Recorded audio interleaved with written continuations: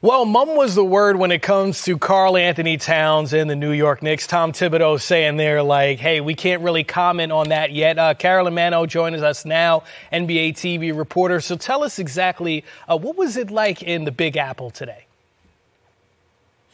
Well, it's unofficially official, right, Chris? I mean, perhaps the most important observation is that Karl-Anthony Towns is in the building. He arrived here around 10 a.m. and he's going to depart with the team to Charleston, South Carolina when they start their training camp collectively together. But there is a sense of anticipation because of how different that training camp is going to look compared to last year. The media room here was filled. There was not a seat that was left open, and everybody asking about what Karl-Anthony Towns' arrival potentially means for this team, his ability to shoot the three, how he's going to be able to help this team space the floor.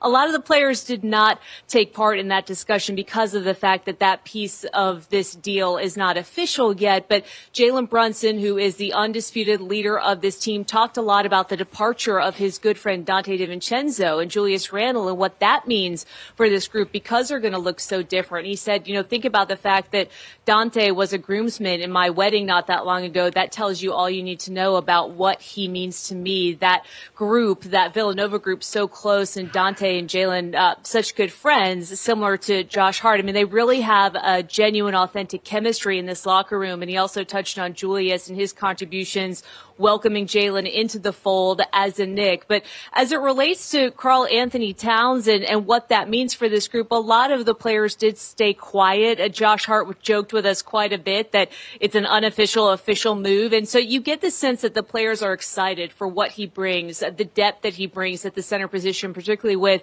Mitchell Robinson not being available to start the year. Josh talked about that a little bit, how it's valuable to have a player that's going to be ready to go and also have a player who's familiar with the way that Tibbs does things. I asked Josh Hart, what does it mean to officially bring in a player who knows how Tibbs likes to work and how disciplined he is defensively and what he expects, because this group is such a tough, hard-nosed squad that's so close, that knows how to grind it out. And he said it's huge. It's huge to have a player that knows what the expectations are and knows what our team is about, how selfless you have to be, how willing you have to be to take a step back and to know your role and to do what's asked of you. And so, I think over the next couple of weeks, once we get through training camp and get closer to the season, we'll start to learn a little bit more about how Karl-Anthony Towns feels about potentially landing in New York. It was a surprising move, I think, for him. He never requested a trade out of Minnesota in the 9 years that he was there. But to join this group that has been